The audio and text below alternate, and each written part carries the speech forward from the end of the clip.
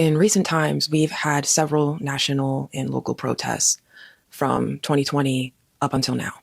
Mind you, while there have always been protests in this country, recent protests seem to feel more like incredibly performative displays. There has also been a noticeable trend that occurs when these protests happen.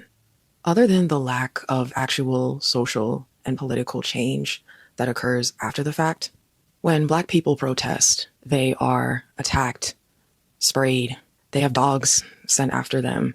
The military comes out in full force. They are targeted by police, even more so than they already are. They're arrested and sometimes killed.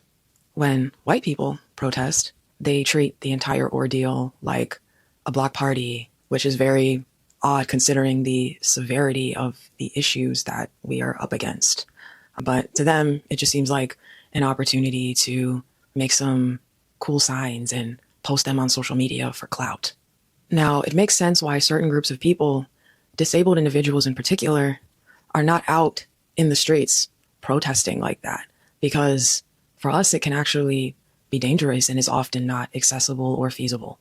And recently, many Black people have expressed that they would prefer at this point to just sit out, at least when it comes to protesting on the streets, because we are well aware of the repercussions that can happen when we are present, even if we are being peaceful.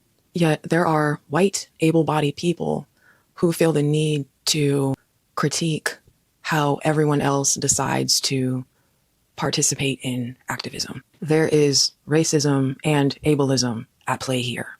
There are activists who are very active in their communities, consistently volunteering. They are phone banking, door knocking, and doing a lot of things that don't involve just going out to the park on a Saturday with a sign and shouting into a camera.